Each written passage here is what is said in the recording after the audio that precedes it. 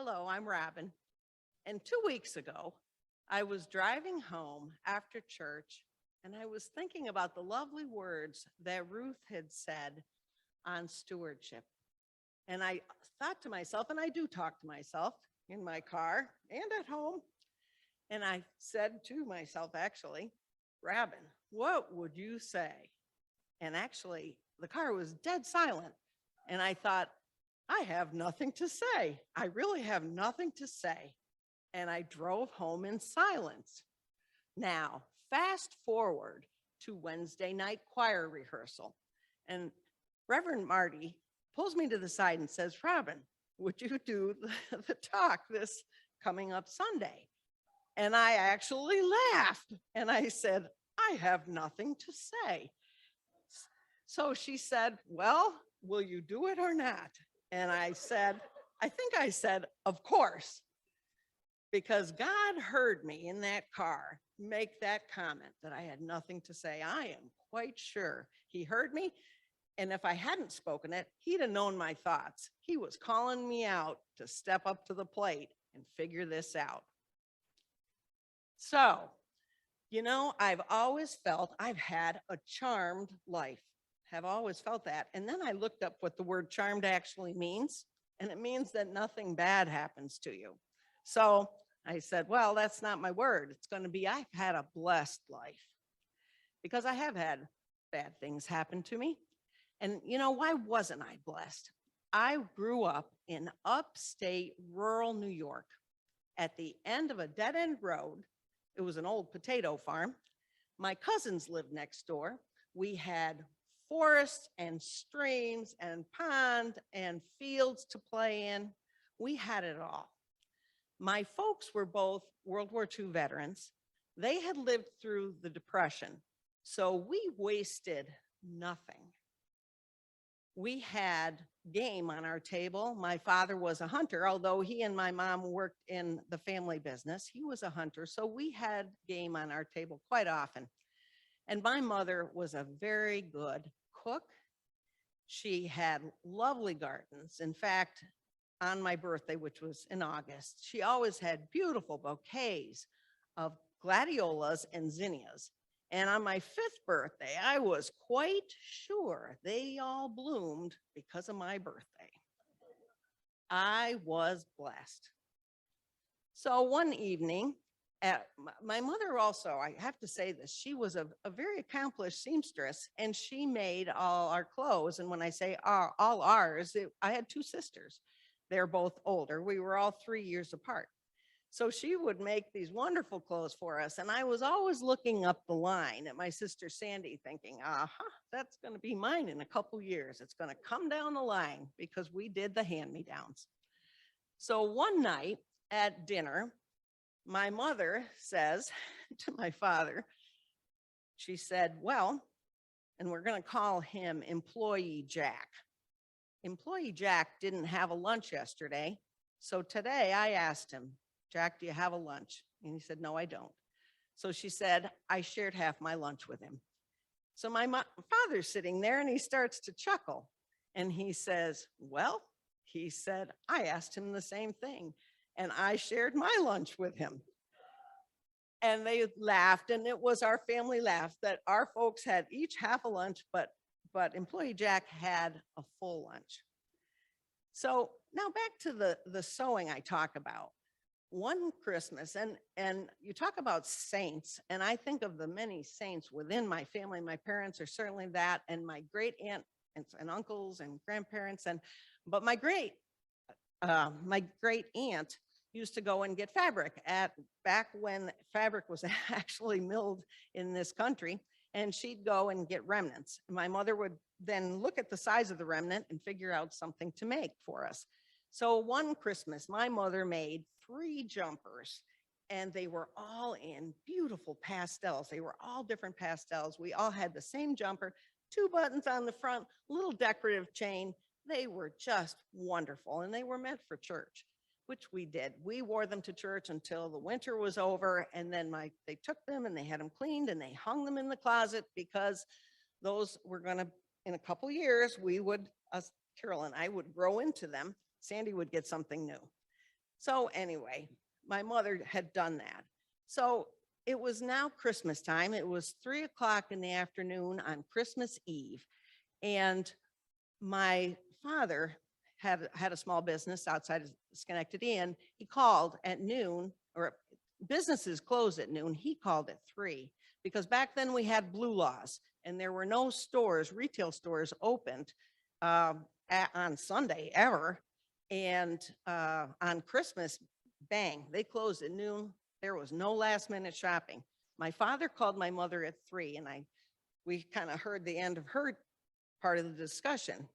She hung up and she said, Carol and Sandy, those were my sisters, go get your jackets. Dad's coming to get you. He's going to take you into Schenectady. And Robin, you're going to help me. Okay, what are we doing? Well, it happened to be that employee Jack's had 3 daughters. And employee Jack had no Christmas for his family. So we had to figure out what we were going to do. So my dad came and got my sisters. At that point, my dad had a business in automotive repair and such. So he had no gifts other than cash. He had no gifts there for these children. And so he and my sisters went. My mother said to me, go get the jumpers. So I got the jumpers, and she just so lovingly laid them on the dining room table and folded them and put them in the box, each one separate. And she said, now your job is you wrap those and you do the best job you can do. So I did. Finished it, done. Well, I felt terrible and I could not figure out why. So I told my mother, I didn't feel well. She said, why don't you go lay down on your bed and see, maybe you'll feel better. Well, I had a feeling it wasn't going to work. I did sit on the edge of the bed, wasn't working. So I thought, okay, I'm going into my closet, because in the very back corner, I had cleared out a space that nobody knew I had. I had to go to where I think best. So I went in, turned on the light, climbed over the stuff, got in the back, sat on the floor. I started to cry just uncontrollably. Could not figure out what was happening. So finally I thought, I don't cry for very long, maybe 30 seconds. That's it. Okay, now I got to figure this out. So I sat there, and what I figured out was that I was so sad for the first time in my life, and I was probably about 7 years old. I realized that not all children had what I had, because I was very blessed. They didn't have it, and I just didn't know what to do. I sat in there and I thought, what do I do? Because I know they're going to have the jumpers, and I know my dad and my sisters are going to try and find something, but what do we do? Well, the only thing I could think to do was to say a prayer. And my prayers are, even to this day, very simple. And my prayer was this: dear God, help me to share. I have so much. Help me give these kids, these children, these girls, a nice Christmas. Well, I'm telling you, it was like a weight had been lifted off to me. I didn't understand it at the time. I think I have a little better idea about it now, what happened, but I felt so much better. I got out of the closet. My dad actually came home with things for these children. And it's a funny thing, back then, the gas stations could stay open for a while. And y'all heard of the famous Hess truck at Christmas?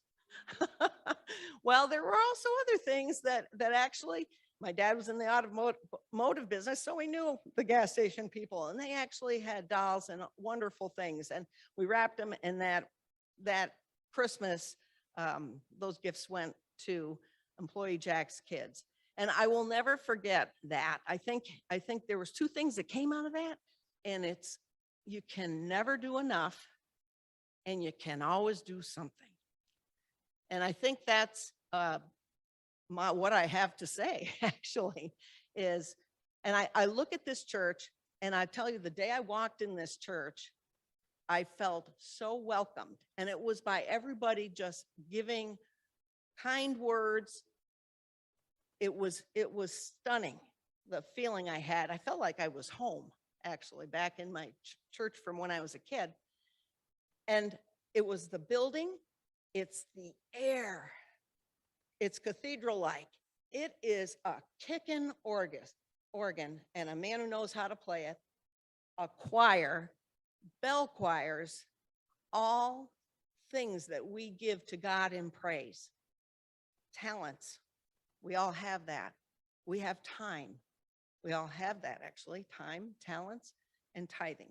Because I know my singing in the choir is not going to start the furnace in the cellar. It all has to happen. It's never enough, but the next moment, we always have an opportunity to do one more little thing. And just to close this off, on my birthday, once again, I turned 65 here this last August.